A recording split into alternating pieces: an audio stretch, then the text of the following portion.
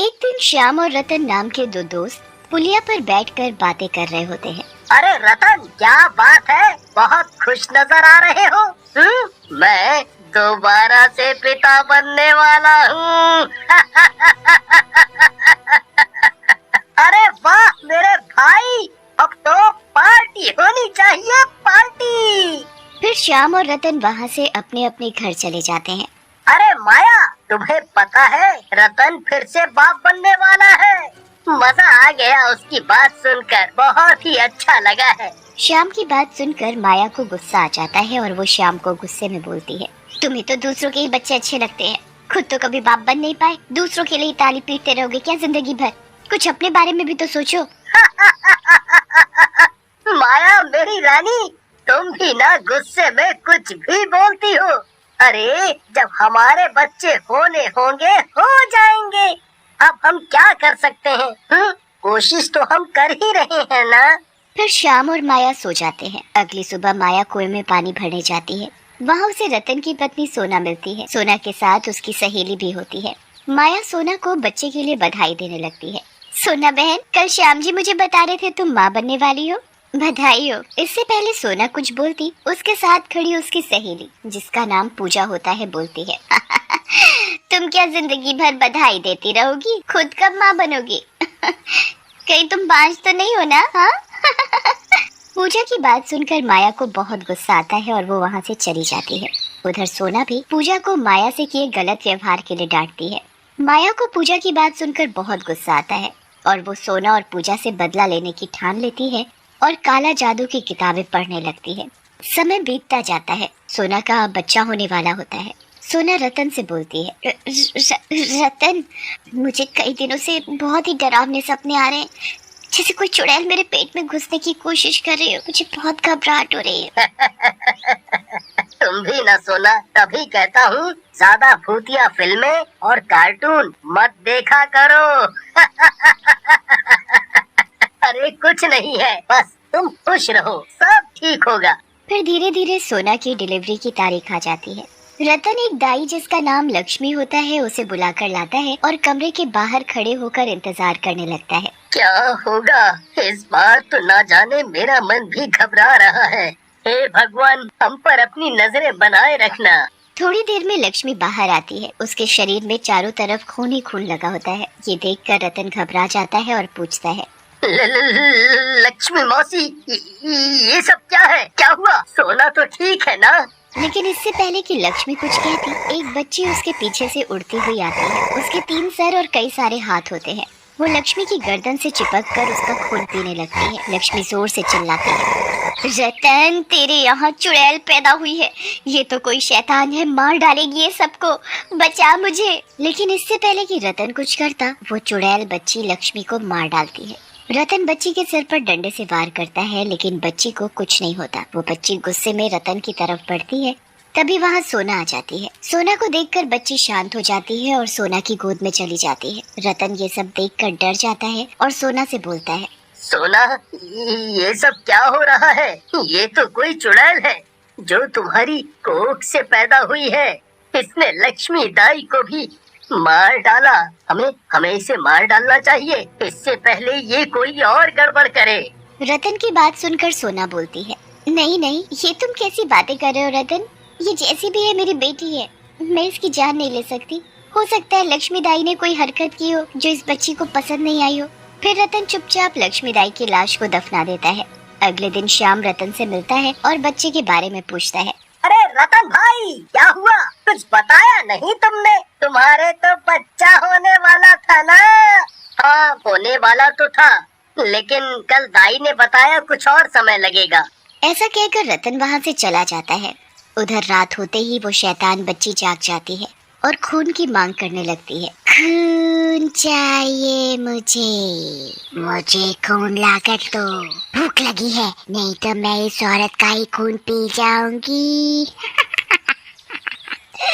रतन ये सब देखकर डर जाता है और बच्ची से बोलता है, नहीं नहीं, ऐसा मत करो, मैं लाता हूँ खून तुम्हारे लिए। रतन खून लेने चला जाता है और थोड़ी देर में एक कटोरे में खून लेकर वापस आ जाता है। वो शैतानी बच्ची खून पीकर सो जाती है। फिर तो मानो ये रोज की बात हो जाती है। लड़की रोज खून पीने के लिए रतन को धमकाती और रतन किसी न किसी जानवर का खून लेकर आ जाता। एक रात जब रतन खून लेने के लिए जा रहा होता है तभी उसे श्याम देख लेता है। अरे ये रतन इतनी रात में चाकू और कटोरा लेकर कहाँ जा रहा है? क्या चक्कर है? इसका पीछा करना पड़ेगा। श्याम रतन का पीछा करने लगता है। रतन एक बकरी के पास जाकर रुक जाता है और चाकू से वार करने जा ही रहा होता है कि तभी श्याम वहाँ आ जाता है और बोलता है, अरे रतन, क्या हुआ? तुम इस बेचारी बकरी को क्यों मार रहे हो? बताओ, नहीं तो मैं अभी गांव वालों को बुला लूंगा। श्याम की बात सुनकर रतन रोने लगता है और रोते रोते सारी बात श्याम को बता देता है, जिसे सुनकर श्याम रतन से बोलता है, मुझे माफ कर दो रतन, मुझे नहीं पता था तुम इतनी मुसीबत में हो। तुम चिंता ना करो, इस मुसीबत में मैं तुम्हारे साथ हूँ। अभी तुम जैसा वो शैतान बच्ची कह रही है कर दो, हम सुबह इस समस्या का हल खोजेंगे। फिर रतन उस बकरी को मारकर उसका खून उस लड़की को पीने के लिए दे देता है और लड़की भी खून पीकर खुश हो जाती है। अगली सुबह रतन और श्याम मिलकर एक तांत्रिक के पास जाते हैं और उसे सारी बात बताते हैं, जिसे सुनकर तांत्रिक बोलता है, बेटा रतन, तुम्हारी बच्ची पर किसी ने काला जादू किया है और उसी काले जादू की वजह से उस बच्ची के शरीर में चुड़ैल का वास हो गया है।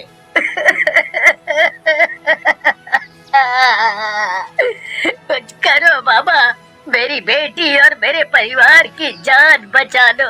वो शैतान हमारी जान ले लेगी। उस चुड़ैल की वजह से मेरे हाथों भी बहुत गलत काम हो रहे हैं, बहुत गलत काम हो रहे हैं। तुम चिंता मत करो बेटा, हम तुम दोनों के साथ चलते हैं। फिर तांत्रिक रतन के घर के अंदर जाने लगते हैं, लेकिन उनको बहुत जोर से झटका लगता है और वो दूर जाकर गिर जाते हैं। ये काला जादू सिर्फ बच्ची के ऊपर ही नहीं बल्कि इस घर के ऊपर भी हो रखा है, तो मुझे अंदर जाने से रोक रहा है। पहले मुझे ये पता लगाना पड़ेगा कि ये काला जादू किया किसने है। ऐसा कहकर तांत्रिक ध्यान लगाकर बैठ जाते हैं और थोड़ी देर बाद आंखें खोलते हैं और श्याम की ओर देखते हुए बोलते हैं, बेटा, ये सब तुम्हारी पत्नी का किया धरा है। उसी ने अपने काले जादू से इस बच्ची को ऐसा बना दिया है। उसी को बुलाकर लाना होगा और उससे ही जानना होगा उसने ऐसा क्यों किया है। ये सुनकर श्याम गुस्से में अपने घर की ओर जाता है और माया को पकड़कर ले आता है और बोलता है, पागल औरत, बता ये तूने क्यों किया? एक बेकसूर बच्ची और पूरे गांव वालों की जिंदगी खतरे में क्यों डाली? बता नहीं तो मैं तेरी जान ले लूंगा। श्याम को यूँ गुस्से में देखकर माया डर जाती है और डरते डरते बोलती है, मुझे माफ कर दो, मैं बदले की आग में अंधी हो गई थी। उस दिन कुएं पर सोना और पूजा ने मुझे कुछ अपशब्द कहे, इसलिए मैंने उसका बदला लिया। कोई भी बदला इंसान की जान से बढ़कर नहीं हो सकता। तुमने गलती की है और तुम्हें ही इसे ठीक करना होगा, नहीं तो मैं तुम्हारी और अपनी दोनों की जान ले लूंगा। तभी तांत्रिक बोलते हैं, बेटा, ये तो काला जादू है और इसकी कोई काट नहीं है। ये वापस नहीं लिया जा सकता। या तो अब उस बच्ची को मरना होगा, नहीं तो किसी और को ये जादू अपने ऊपर लेना होगा। तभी वो शैतान बच्ची भी घर से बाहर आ जाती है। तुम सब मुझसे छुटकारा पाने आए हो, लेकिन तुम मुझसे छुटकारा नहीं पा सकते। अब मैं सबको मार डालूंगी। मुझे भूख लगी है, कौन आएगा मेरी भूख मिटाने? ये सब देख श्याम माया की तरफ देखता है और बोलता है, तुम्हारी एक गलती ने सब खत्म कर दिया माया। अब ये शैतान बच्ची सबको मार डालेगी। ये किसी को भी जिंदा नहीं छोड़ेगी। मुझे ही तुम्हारी गलती का पश्चाताप करना होगा। ऐसा कहकर श्याम उस शैतान चुड़ैल बच्ची की ओर बढ़ने लगता है, लेकिन तभी माया मंत्र पढ़ते हुए अपने शरीर में आग लगा देती है। बच्ची भी हवा में जलने लगती है। ये कौन काला जादू खत्म कर रहा है? मुझे इस बच्ची के शरीर को छोड़ना होगा, नहीं तो मैं जल जाऊंगी।